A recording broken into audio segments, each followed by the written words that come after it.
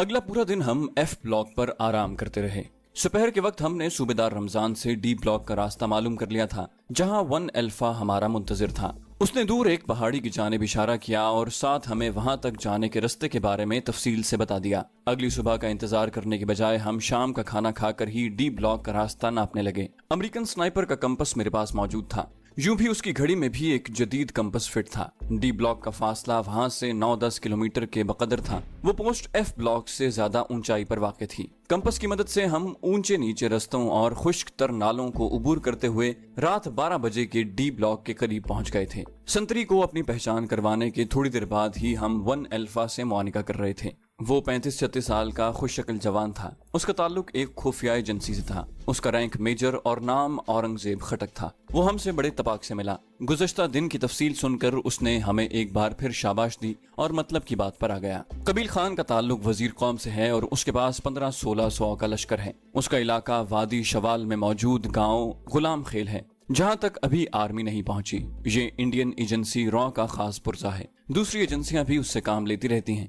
बहरहाल ज्यादा अरसा बच नहीं सकेगा। तुम दोनों को एक खास काम के बाद उसकी सरकूबी के लिए जाना होगा। वादी शवाल में हमारे 3 आदमी मौजूद हैं, लेकिन वो खुलकर तुम्हारा साथ नहीं दे पाएंगे। वो बस राब्ते का एक ही जरिया है। उनमें सबील खान नामी आदमी तुम्हारे साथ राब्ते में रहेगा। उससे भी तुम SS के कोड नाम से चैनल 7 पर राब्ता कर सकते हो। वो अपना कोड नाम अल्फा 2 बताएगा। सरदार ने पूछा, खास काम क्या है सर?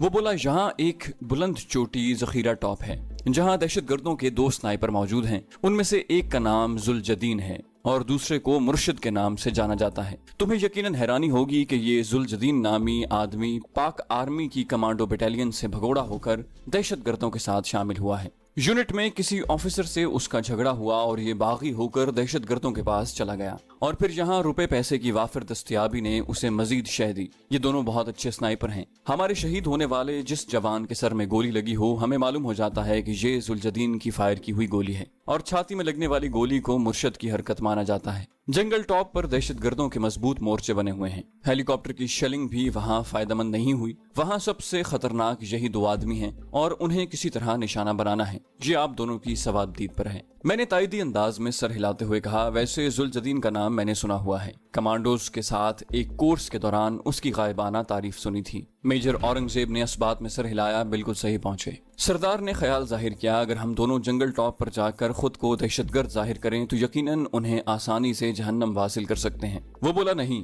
पहली बात तो ये है कि ये लोग बहुत शातिर हैं, किसी नए आदमी पर एतमाद नहीं करते और उनके पास आने वाले दहशतगर्द किसी सरदार या एजेंसी की वसातत से आते हैं। यूं नहीं कि कोई भी आदमी मुंह उठाकर उनके पास पहुंच जाए। हमारे जो आदमी उनमें शामिल हुए हैं वो भी हमने जाने कितनी मुश्किलों से उनका हिस्सा बनाए हैं। दूसरा जो आदमी करीब जाकर किसी दहशतगर्द को हलाक करेगा, खुद उसका बचना भी नामुमकिन हो जाएगा और मैं तुम दोनों जैसे तरबियत याफ्ता और बेहतरीन स्नाइपर्स को इतने सस्ते में कुर्बान नहीं कर सकता। मैंने कहा, वैसे जखीरा टॉप के करीब कोई ऊंची चोटी मौजूद नहीं है। वो बोला, जीड़ा केल से शुमाल की जानिब एक बुलंद चोटी वच्चा नराय है, जिसका जखीरा पोस्ट से हवाई फासला 1.5 किलोमीटर से कुछ ज्यादा ही है। लेकिन वो ऐसी जगह है जहां फौज पोस्ट नहीं बना सकती, क्योंकि एक तो पानी का नजदीक तरीन चश्मा भी उससे उतनी ही दूर है कि रोजमर्रा जरूरियात का पानी वहां तक पहुंचाना निहायत मुश्किल हो जाता है। इसी तरह वहां गाड़ी का रास्ता भी मौजूद नहीं है, इसलिए राशन भी जखीरा नहीं किया जा सकता। उसके बेस में पोस्ट बनाने में ये कबाहत है कि दहशतगर्द आर्जी तौर पर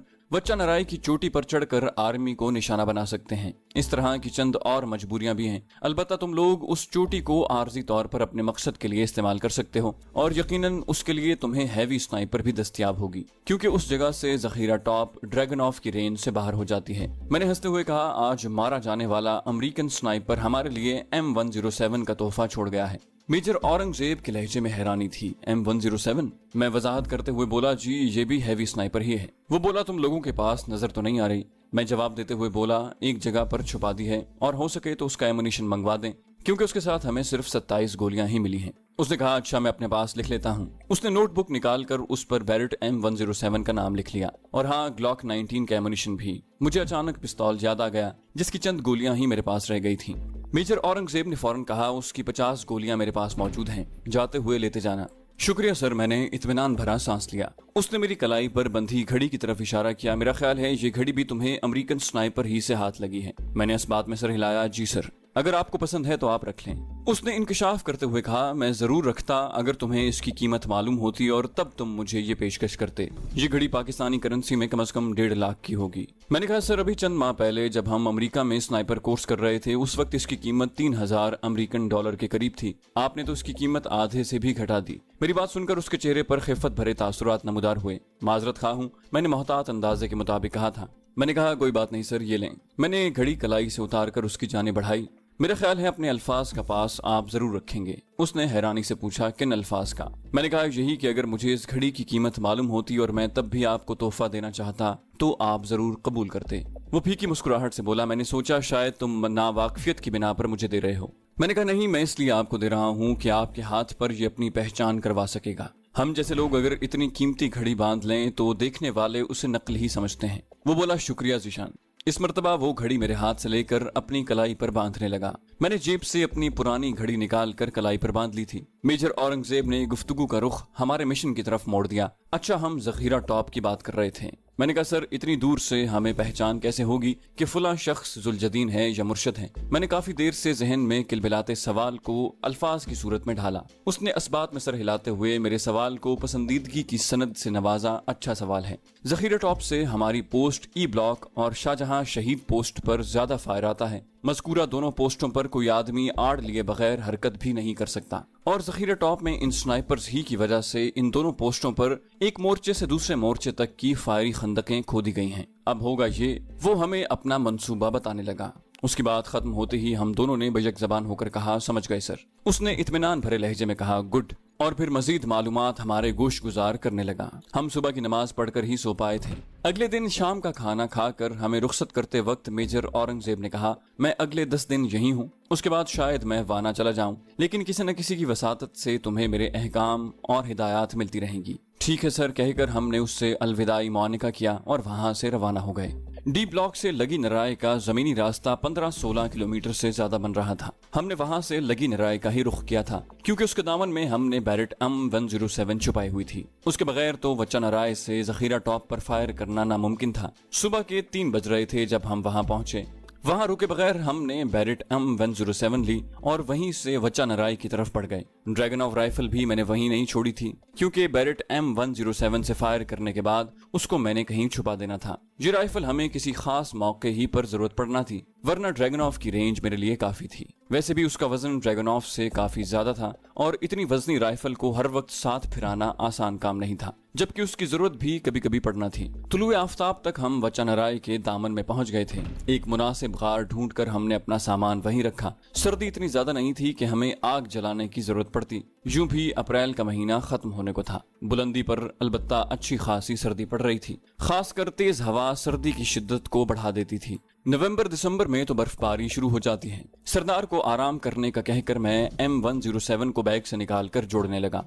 राइफल को मुकम्मल जोड़कर मैं गार के थाने पर आ गया। गार के सामने काफी घने दरख्त थे। दरख्तों के साथ एक छोटी सी टेकरी पर लेटकर मैंने 500 मीटर के फासले पर एक छोटा पत्थर चुना और मतलूबा रेंज लगाकर एक गोली फायर कर दी। आला क्वालिटी की साइलेंसर की वजह से हल्की सी ठक की आवाज आई थी। वो पत्थर 2-3 टुकड़ों में बंटकर बिखर गया था। हर स्नाइपर अपनी राइफल की सिफरकारी अपने तरीके से करता है। सिफरकारी का मतलब है राइफल को दुरुस्त निशाना लगाने के लिए जांचना, और जरूरी नहीं कि एक स्नाइपर की सिफर की हुई राइफल से दूसरा स्नाइपर भी दुरुस्त निशाना लगा पाए, क्योंकि हर इंसान की मास्टर आई मुख्तलिफ होती है। उसके बावजूद अमेरिकन स्नाइपर की सिफर की हुई राइफल हैरत अंगेज तौर पर मेरे मिजाज के मुवाफिक थी। बहुत से लोग शायद न जानते हों कि मास्टर आई होती क्या है। फायर करते वक्त हर शख्स को एक आंख बंद करके फायर करना पड़ती है और दुरुस्त फायर के लिए जरूरी है कि हर फायरर अपनी मास्टर आई खोल कर फायर करे। गो जरूरत तो नहीं, लेकिन आपकी मालूमात के लिए मास्टर आई मालूम करने का तरीका दर्ज करता हूँ। अपना बायां बाजू मुकम्मल खुलकर अपनी शहादत की उंगली खड़ी करें।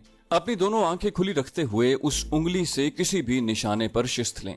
अब बारी बारी अपनी दोनों आंखें बंद करके देखें कि किस आंख को खुला रखते हुए उस निशान पर शिस्त बरकरार रहती है। बस वही आपकी मास्टर आई है।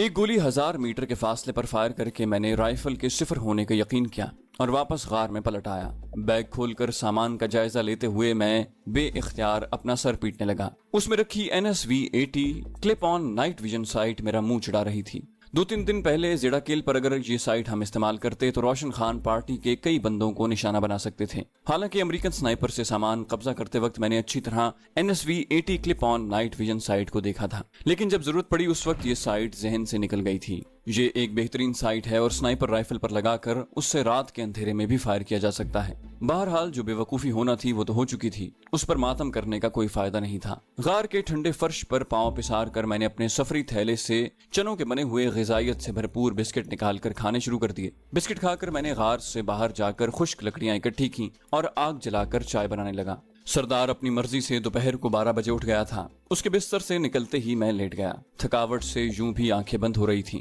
सरदार की आवाज देने पर आंखें खुली तो शाम का मलगजा अंधेरा छा चुका था। रात के वक्त वचा नराई की बुलंदी तय करने का कोई फायदा नहीं था।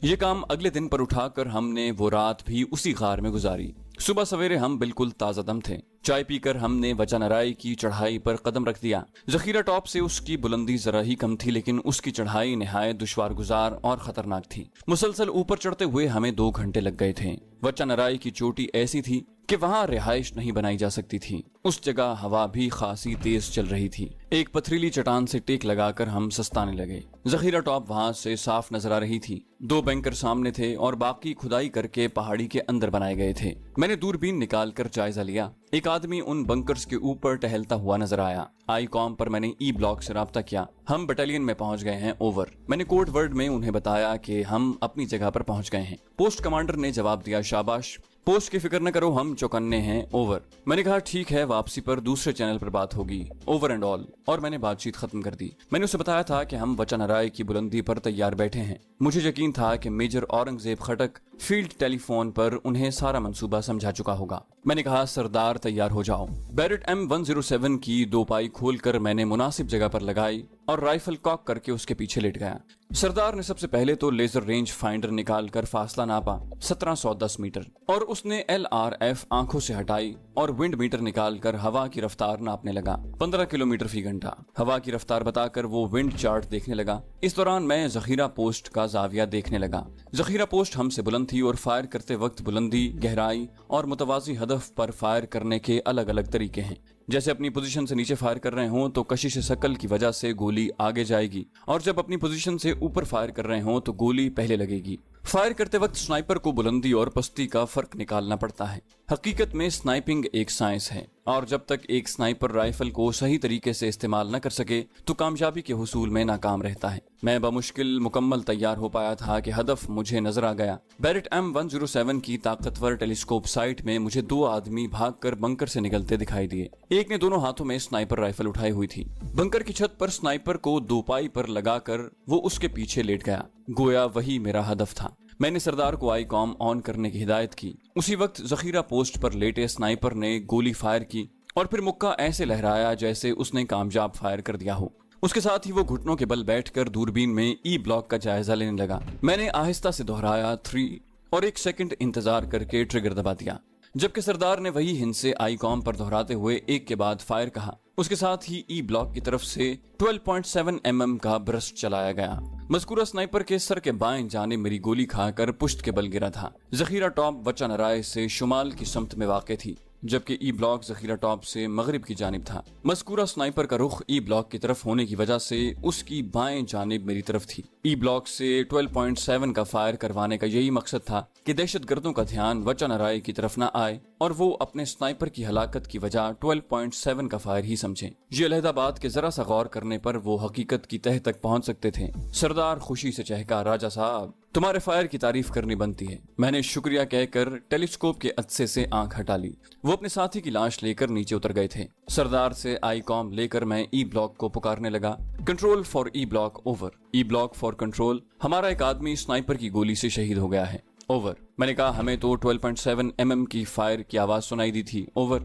ठीक है, मोहतात रहो, एक ही संतरी को गोली लगी है, दूसरे को नहीं, ओवर। मैंने कोड वर्ड में बता दिया कि एक स्नाइपर को मैं कामयाबी से निशाना बना चुका हूँ। ठीक है सर, हम फिलहाल शहीद होने वाली की लाश को अगली पोस्ट तक पहुंचाने का बंदोबस्त करते हैं, ओवर। कल तक खुदा हाफिज, ओवर एंड ऑल। मैंने उसे बता दिया कि अगली कार्रवाई कल होगी। چونکہ آئی کام وغیرہ پر گفتگو بالکل محفوظ نہیں تھی اور ہر وقت کسی اور کے سننے کا خدشہ رہتا ہے، اس لیے ہم نے ساری گفتگو یوں کی کہ اگر کوئی سن بھی رہا ہو تو وہ یہی سمجھے کہ آرمی کا آدمی دہشت گردوں کی گولی کا نشانہ بن چکا ہے، حالانکہ حقیقت میں ایسا کچھ نہیں تھا۔ انہوں نے کپڑوں اور روئی وغیرہ سے انسان کے اوپری جسم کا پتلا بنایا تھا، یوں کہ اسے مکمل سنتری کا روپ دیا گیا تھا۔ کمر سے نیچے ایک ڈنڈا باندھ کر ایک آدمی اس ڈنڈے کو پکڑ کر فائری خندق میں چھپ کر اس پتلے کو یوں دائیں بائیں حرکت دینے لگا جیسے کوئی سنتری چھت پر ٹہل رہا ہے۔ یہ ہم نے چارے کے طور پر کیا تھا، کیونکہ اس سے پہلے بھی یہی ہوتا تھا کہ جو ہی کوئی فوجی سامنے آتا، ذخیرہ ٹاپ سے فوراً سنائپر کا فائر آ جاتا۔ ہماری چال کامیاب رہی تھی۔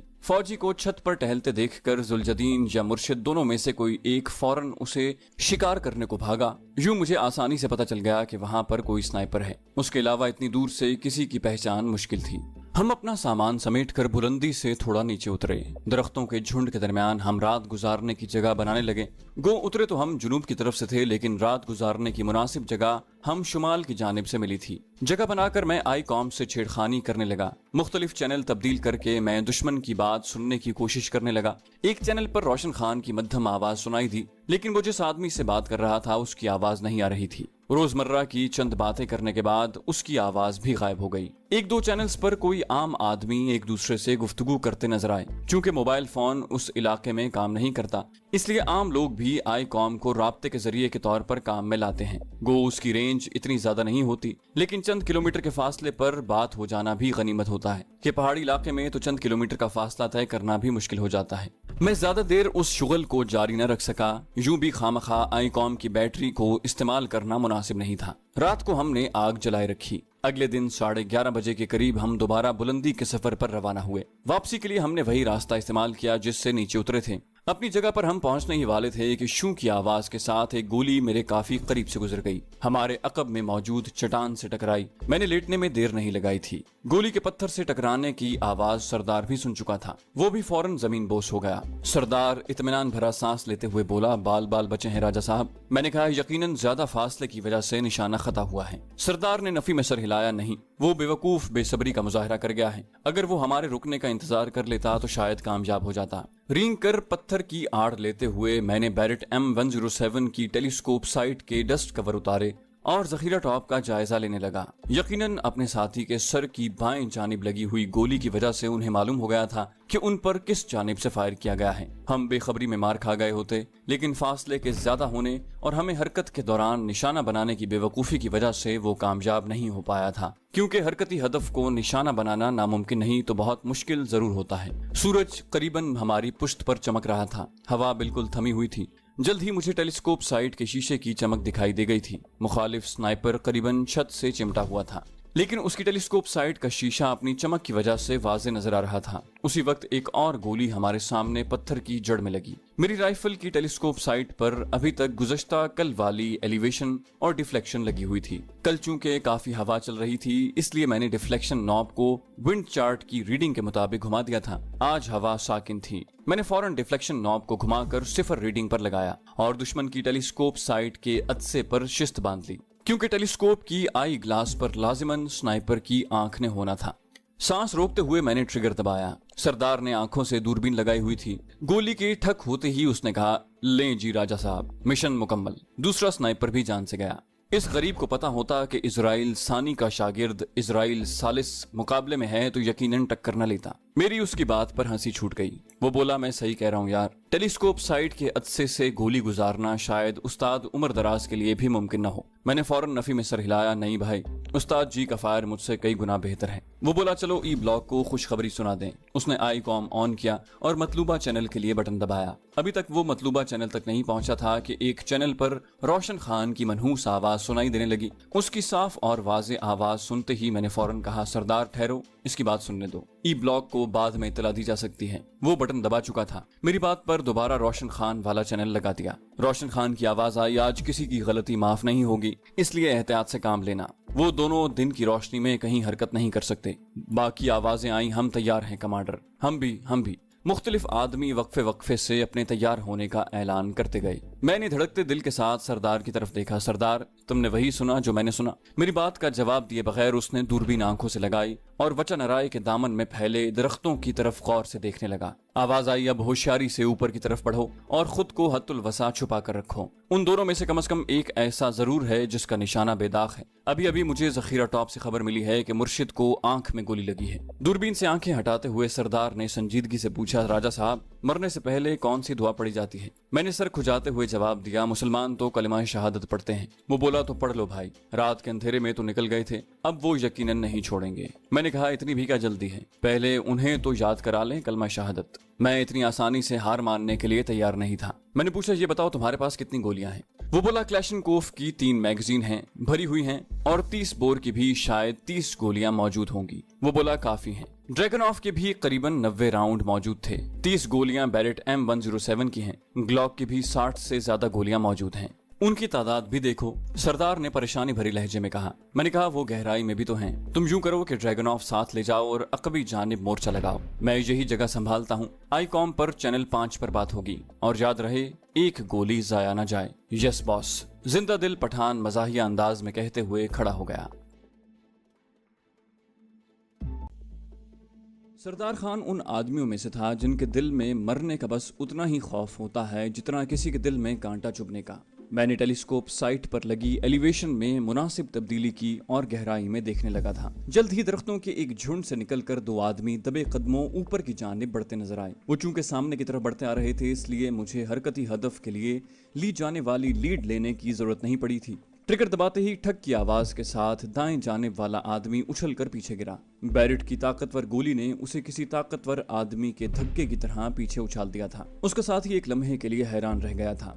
بغیر گولی کا دھماکہ ہوئے اس کا ساتھی گرا تھا. اس کی یہ حیرانی میرے لیے غنیمت کا باعث ہوئی تھی. سرعت سے رائفل کاک کرتے ہوئے میں نے اس کی کھوپڑی میں بھی گولی داغ دی. اپنے ساتھی کے پیچھے گرنے کی وجہ سے وہ اس کی جانب رخ کر کے کھڑا تھا. میری جانب اس کی پشت تھی. کھوپڑی کے عقبی حصے میں لگنے والی گولی سے وہ اوندھے منہ اپنے ساتھی پر گر گیا. شیر جان اور رضا کو گولی لگ گئی ہے کمانڈر. میرے سامنے آن پڑے آئی کام سے کسی نے روشن خان کو پکارا تھا. جواباً روشن خان غصے سے چلایا, بتایا تھا احتیاط سے چلو. اچانک مجھے خیال آیا کہ ای بلاک کو تو اطلاع کر دیں تاکہ میجر اورنگزیب خٹک تک ہمارے محاصرے میں پھنسنے کی خبر پہنچ جائے, یا مرنے سے پہلے کم از کم انہیں دوسرے سنائپر کے مرنے کی اطلاع ہی پہنچا دیں. میں نے فوراً مطلوبہ چینل لگا کر ای بلاک کو کال کرنا شروع کر دی. SS for E block over.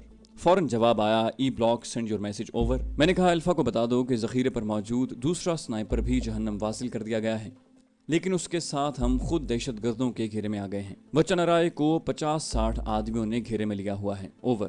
پیغام ملا, اگلے 2 منٹ میں پیغام پہنچ جائے گا. اوور. شکریہ. اوور اینڈ آل کہہ کر میں نے ایک بار چینل 5 لگا کر سردار کی خبر لی کہ اس کی جانب سے مجھے ڈریگن آف کے چلنے کی آواز آئی تھی. سردار کی اطمینان بھری آواز آئی, ایک دشمن کم ہو گیا ہے. میں نے کہا, ایک نہیں خان صاحب, 3. اس نے مجھے چڑھانے والے انداز میں کہا, ہاں پتہ ہے, اور میں نے فوراً روشن خان والا چینل لگا دیا. اس کے ساتھ ہی میں ٹیلیسکوپ سائٹ میں سامنے پھیلے درختوں کا جائزہ لینے لگا. ایک اور بات بھی ہمارے فائدے میں جاتی تھی کہ وچنارائے ٹاپ کے چاروں طرف تقریباً 150 میٹر کے علاقے میں درخت موجود نہیں تھے. یوں کم از کم وہ چھپ کر ہم تک نہیں پہنچ سکتے تھے. نیچے ایک درخت کے تنے کے ساتھ مجھے سفید لباس کی جھلک نظر آئی تھی. میں نے اپنی شست اسی پر مرکوز کر دی. وہ اپنا سر باہر نکال کر جھانکتا اور پھر سر چھپا لیتا. میرے دیکھنے کے بعد بھی اس نے 2 دفعہ اسی طرف سر باہر نکال کر دیکھا.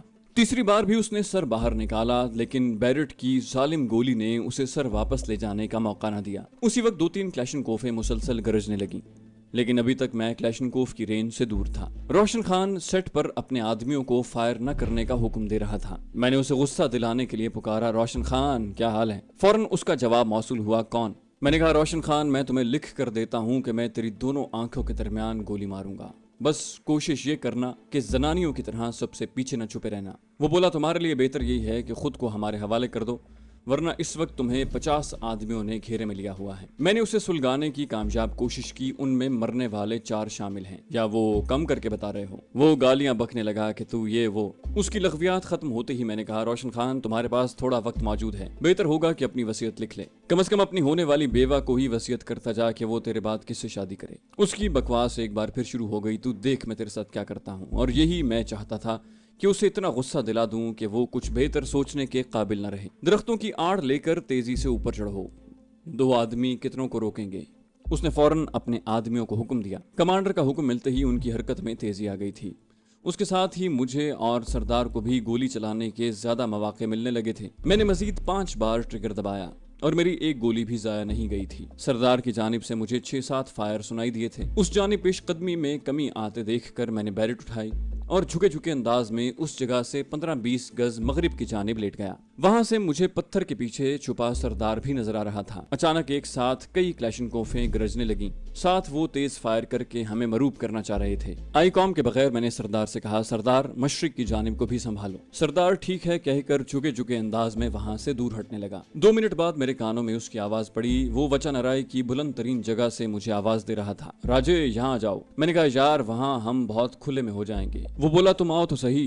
वो मुसर हुआ और मैं राइफल उठाकर झुके झुके अंदाज में चलता हुआ उसके करीब पहुंच गया। ऊपर जाते ही मैं खुशी से उछल पड़ा था। लगता था किसी ने लाइट मशीन गन का मोर्चा बनाने के लिए खुदाई की है, क्योंकि वहां अंग्रेजी के हुरूफ वी की सूरत में जमीन खुदी हुई थी। मैंने उस गड्ढे में उतरते हुए खुद को कोसा, बेवकूफों के सींग तो नहीं होते ना। सरदार ने फखर से छाती चौड़ी की, और तुम फिर भी पठानों का मजाक उड़ाते हो। इस जगह से हम चारों तरफ देखभाल कर सकते हैं। मेरा ख्याल है ड्रैगनोव मेरे हवाले करो और तुम क्लैशनकोफ से फायर करो। उसने ड्रैगनोव मेरी जानिब बढ़ाते हुए पूछा, क्या बैरेट का एमुनिशन खत्म हो चुका है? मैंने कहा, नहीं, लेकिन वो अब नजदीक पहुंच गए हैं और अब ऑटोमेटिक हथियार ज्यादा मुफीद रहेगा। मैंने बैरेट M107 को गड्ढे की दीवार के साथ खड़ा कर दिया। मेरा रुख शुमाल की जानिब था और सरदार का जुनूब की तरफ। हम दोनों अपने सामने और दाएं बाएं नजर रखे हुए थे, इस तरह के हम दोनों की गर्दनें मुसलसल गर्दिश में थी। रोशन पार्टी से लड़ाई शुरू हुए घंटे से ज्यादा वक्त बीत गया था। मैंने घड़ी देखी, 2:30 बज चुके थे। उन्हें हमारी पोजीशन भी नजर आ गई थी। अब पेशकदमी करते हुए वो बहुत एहतियात का मुजाहरा कर रहे थे। सरदार ने एक गोली फायर की और उसके साथ ही ऐलान हुआ, गोली जाया हो गई।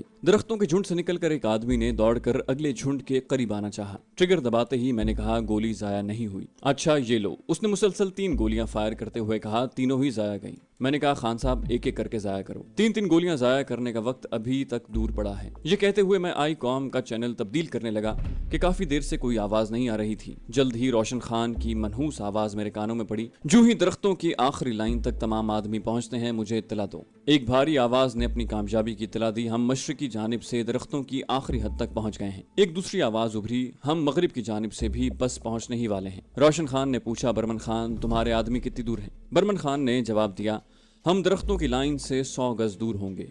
हमारे काफी आदमी जाया हो चुके हैं। यकीनन वो शुमाल की जानिब मौजूद था और उसी जानिब काफी आदमी मेरी गोलियों का शिकार हुए थे। गोया वो खुद जुनूब की जानिब मौजूद था। तुम उस जानिब को संभालो। मैंने सरदार के हवाले शुमाल की समत की और खुद जुनूबी तरफ चला गया। उस जानिब पत्थर ज्यादा थे, इस वजह से उन्हें दरख्तों के साथ पत्थरों की आड़ भी दस्तयाब थी। मशरकी जानिब से एकदम 6-7 क्लैशनकोफें गरजी। गोलियों की बौछार उस मोर्चे के अतराफ से टकराने लगी। हम अपनी जगह पर दुबक गए थे। सरदार ने अपनी क्लैशनकोफ की बैरल उस जानिब मोड़कर 4-5 गोलियां फायर कर दी। हम बिल्कुल भी फायर न करते तो वो दलेर होकर हम पर चढ़ दौड़ते। हमें सबसे ज्यादा सहूलत बुलंदी की तरफ से थी। हमवार जमीन पर हम उन्हें इतनी देर तक नहीं रोक सकते थे। अब भी हमारी पूरी कोशिश यही थी कि वो अपने नुकसान की वजह से पीछे हट जाएं, लेकिन उसके साथ ये भी हकीकत थी कि रात के वक्त उनकी जलगार को रोकना नामुमकिन हो जाता। वो अंधेरे का फायदा उठाकर आसानी से नजदीक पहुंच सकते थे, बल्कि 30-35 गज दूर से हैंड ग्रेनेड फेंक कर भी वो आसानी से हमें शहादत के मर्तबे पर फायज कर सकते थे।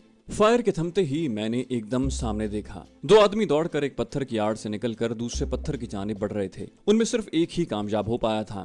दूसरे को ड्रैगनोव की गोली ने इतनी मोहलत नहीं दी थी। अपने साथी को पुश्त के बल गिरते देखकर वो फौरन अपनी जगह पर दुबक गया था। नीचे लेटते ही उसने अपने क्लैशनकोफ की बैरल का रुख हमारे मोर्चे की तरफ करके ट्रिगर दबा दिया और जब तक मैगजीन खाली नहीं हो गई उसने ट्रिगर दबाए रखा। एक चीखती हुई गुस्सीली आवाज ने उसे फायर करने से मना कर दिया। वो आवाज रोशन खान की थी। वो काफी नीचे से आवाज दे रहा था। मैंने आई कॉम का बटन दबाकर कहा, रोशन खान क्यों औरतों की तरह चिल्ला रहे हो? वो गुस्से में चिल्लाते हुए वाही तबाही बकने लगा, मैं तुम्हें कुत्ते की मौत मारूंगा वगैरह वगैरह। मैंने सरदार को रोशन खान की बकवास की तरफ मुतवज्जिह किया। खान साहब सुन लो। उसने फौरन कहा, हाँ हाँ सुन लिया। उसके आगे उसने भी नाकाबिल अशात अल्फाज मुंह से निकालने शुरू कर दिए। मैं कहकहा लगाकर हंस पड़ा। मैंने तंजी अंदाज में कहा, खान साहब यकीनन सारे पठान एक जैसे नहीं होते। सरदार नाराजी भरे लहजे में कहकर मुसलसल फायर करने लगा, तुमसे बात करना ही फजूल है। उसे 7-8 गोलियां जाया करते हुए मैंने पूछा, कोई निशाना भी साधा हुआ है या नहीं? वो बोला, 2 आदमी दरख्तों की हद से आगे बढ़ने की कोशिश में थे। एक को जख्मी कर दिया है, दूसरा उसकी जगह दुबक गया है। दरख्तों की हद के पास आकर तमाम पार्टियां रुक गई थी। उससे आगे बढ़ने की कोशिश में 3 बंदे हर हद से गुजर कर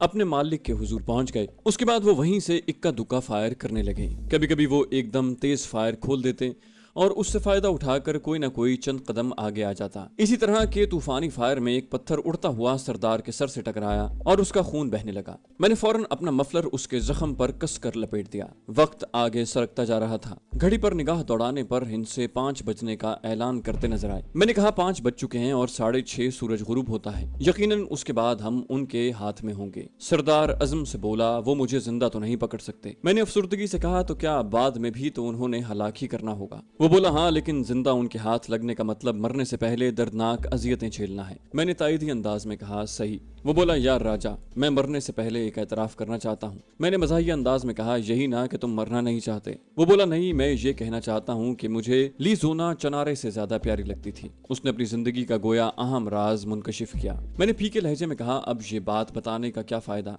ना तो मैं चनारे बेगम को शिकायत लगाकर तुम्हारी पिटाई करा सकता हूँ और ना ली जोना को ये खुशखबरी सुना सकता हूँ। वो बोला, मैं बहुत पछता रहा हूँ। मेरे मिजाज पर तवज्जो दिए बगैर उसने हसरत भरे लहजे में कहा। उसी वक्त क्लैशनकोफ मखसूस आवाज में गरजने लगी, लेकिन उसकी तड़तड़ाहट भी सरदार की बात मेरे कानों में पहुंचने से रोक न सकी थी। मैंने झिड़कने के अंदाज में पूछा, क्या मोहब्बत करके पछता रहे हो? वो बोला, राजे, वो मुसलमान होने पर तैयार हो गई थी। उसे मेरी दूसरी बीवी बनने पर भी एतराज नहीं था, लेकिन मैंने सख्ती से मना कर दिया और वो इसरार किए बगैर चुप हो गई थी। उसके तई मैं उससे मोहब्बत नहीं करता था और सच कहूं तो मुझे भी उस वक्त यही लगता था। मैंने कहा, तुम बाद में भी तो उससे राब्ता कर सकते थे। वो बोला, मैंने घर आते ही उसका फोन नंबर जला दिया था क्योंकि मैं उसे भुलाना चाहता था। ये कहते ही उसने 2-3 ब्रस्ट फायर किए। तीसरे ब्रस्ट के खात्मे पर ट्रिंच की आवाज ने मैगजीन के खाली होने का ऐलान किया और वो दूसरी मैगजीन चढ़ाने लगा। उसने शायद अपने दिल की भड़ास निकालने के लिए आधी के करीब मैगजीन यूं ही फूंक दी थी। मैंने कहा, मतलब तुमने उससे राब्ते का रास्ता ही बंद कर दिया? वो बोला, तकरीबन ऐसा ही समझो।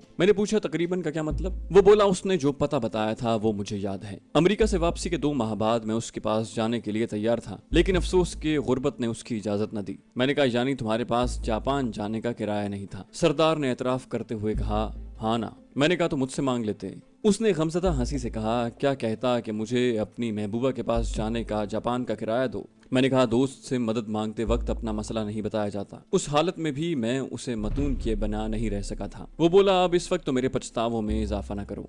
मैंने कहा, सरदार, तुम खुशकिस्मत हो, तुम्हें 2 औरतों की मोहब्बत हासिल रही है। मैं तो 3 औरतों की मक्कारियां भुगत चुका हूँ। उसने पूछा, ये तीसरी कौन थी? मैंने कहा, रोमाना।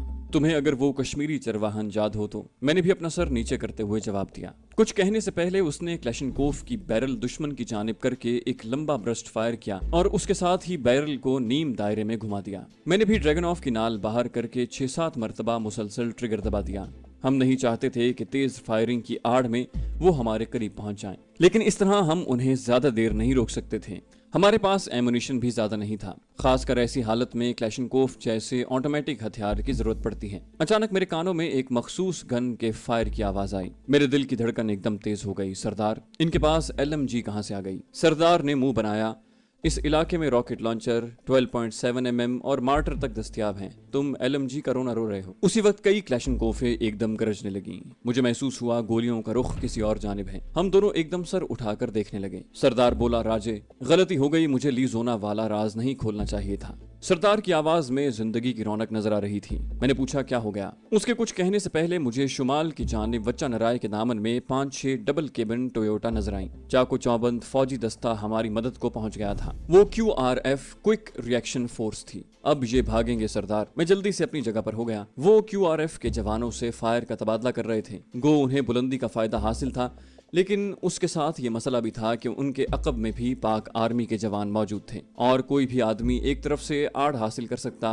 दोनों जगह आड़ का दस्तयाब होना मुश्किल होता है। सरदार मुसलसल फायर कर रहा था। 6-7 गोलियां फायर करते ही वो मुझसे मुखातिब हुआ, राजा साहब, अगर ड्रैगनऑफ मिल जाती तो क्या बात थी? मैंने कहा, ये लो। ड्रैगनऑफ उसके हवाले करते हुए मैंने दोबारा बैरेट उठा ली, क्योंकि अब वो दोबारा पीछे भाग रहे थे और बैरेट की 10-11 गोलियां अब तक मौजूद थीं। थैले से गोलियों का पैकेट निकालकर मैंने बैरेट की मैगजीन भरी और दोबारा पोजीशन संभाल ली। हमारी तरफ से फायर न होता देखकर 2 आदमी भागते हुए नीचे की तरफ जा रहे थे। एक को दुनियावी फिक्रों से आजाद करके मैंने दोबारा राइफल कॉक की। इस दौरान दूसरा एक पत्थर के पीछे लेट गया था। मैंने ICOM पर चैनल 9 लगाया। कि हमारा राब्ता हमेशा उसी चैनल पर होता था। गो उसके बाद गुफ्तगू के लिए हम चैनल तब्दील कर लिया करते थे। SS for 1 Alpha over। मुझे उम्मीद तो नहीं थी कि औरंगजेब साहब वहाँ आया होगा, लेकिन इतना यकीन था कि जो भी वहाँ आया होगा उसे औरंगजेब साहब ने लाजिमन चैनल और मेरा कोड नेम बता दिया होगा। 1 Alpha for SS, send your message over. Major Aurangzeb की इत्मीनान भरी आवाज सुनकर मुझे खुशगवार हैरानी हुई। मैंने कहा, शुक्रिया सर, फिलहाल मैं भगोड़ों से निमट लूं।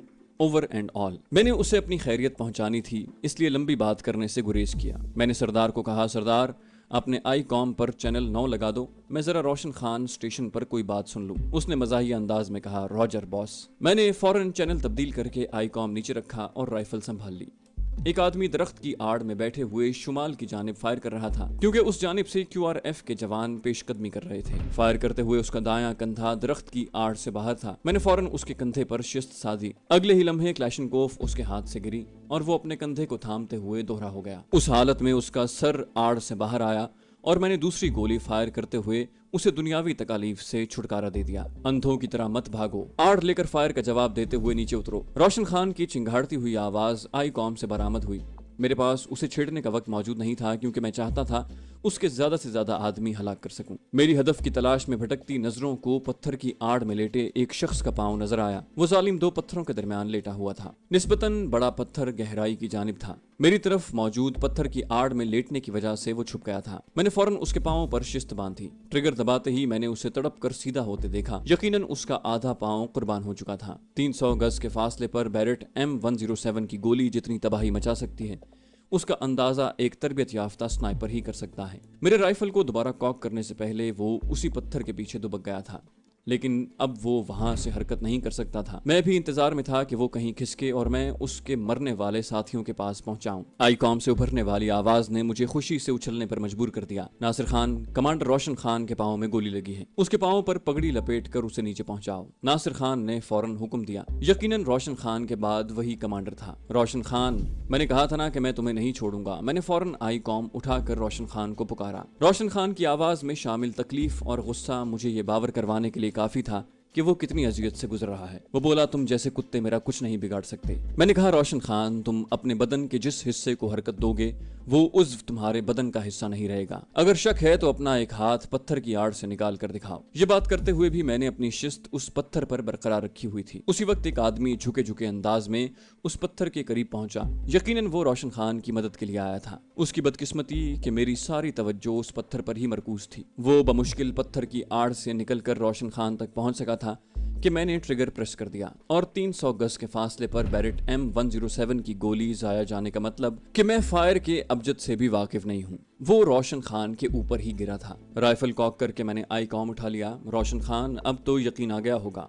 जवाबन उसकी कोई आवाज नहीं आई थी। उसी वक्त उसने लाश को दूर झटक दिया। मैंने उसे गुस्सा दिलाया, वैसे तुम माफी मांगकर अपनी जान बचा सकते हो। रोशन खान ने बेबसी से पूछा, तुम्हारा नाम क्या है जवान? मैंने कहा, तुम मुझे SS कह सकते हो। मैं आई कॉम सेट पर इसी नाम से गुफ्तगू करता था और यकीनन ये उसे भी मालूम था। रोशन खान की थकी हारी आवाज आई, SS, मैं माजरत खा हूँ, मुझे माफ कर दो। मुझे झटका लगा, लेकिन अब तीर कमान से निकल चुका था। मैंने खुद ही तो माफी की शर्त पेश की थी, मुझसे कोई जवाब नहीं बन पड़ा था। उसी वक्त मैंने रोशन खान को पत्थर की अकब से उठते हुए देखा। वो क्लैशनकोफ को डंडे की तरह जमीन पर टेकते हुए उठा और एक बार उसने मेरी जानिब निगाहें उठाई। चंद लम्हे उसी तरह देखता रहा और फिर मुड़कर जाने लगा। वो मेरे निशाने पर था। कोशिश के बावजूद मैं ट्रिगर न दबा सका। वो 2 कदम ही चला होगा कि बड़े पत्थर के पीछे से एक आदमी निकलकर सहारा देने के लिए उसके करीब हुआ। रोशन खान के बचकर निकल जाने का गुस्सा मैंने नए जाहिर होने वाले हदफ की खोपड़ी में रोशनदान खोल कर निकाला। मैंने आई कॉम का बटन दबाकर गुस्से भरे लहजे में कहा, माफी सिर्फ तुम्हें दी है रोशन खान। रोशन खान की झल्लाई हुई आवाज आई, जानता हूँ, और वो लंगड़ाता हुआ नीचे जाने लगा। 10-15 गज नीचे ही दरख्तों का झुंड था। QRF के जवान शुमाल की जानिब से काफी ऊपर आ चुके थे। चारों तरफ से दहशतगर्द गायब हो चुके थे। उसके बावजूद हम मोर्चे में दुबके रहे। सूरज जर्द होकर पहाड़ों के पीछे गायब हो रहा था। उस हालत में दहशतगर्दों का ताकुब करने से भी QRF के जवानों को कुछ हासिल होने वाला नहीं था। जल्द ही QRF के जवान हमारे मोर्चे के करीब पहुंच चुके थे। सबसे आगे मेजर औरंगजेब खटक को देखकर मुझे उसकी दलेरी पर यकीन आ गया था। खतरा टल गया था। मैं मोर्चे से बाहर आकर मेजर औरंगजेब की तरफ बढ़ गया। कैसे हो जवान? मुझे छाती के साथ भेजते हुए उसने शफकत भरे लहजे में कहा। मैंने कहा, हमारी हालत आपको रास्ते में मिलने वाली लाशों से मालूम हो चुकी होगी। वो बोला, मुझे तुम दोनों पर फख्र है। उसने मेरी पीठ थपथपाई और तहसीन आमेज लहजे में कहते हुए सरदार की जानिब बढ़ गया। QRF के 3 जवान जख्मी हुए थे। दुश्मन अपनी 25 लाशें छोड़कर भागा था। उसमें 19 आदमी हमारा शिकार बने थे।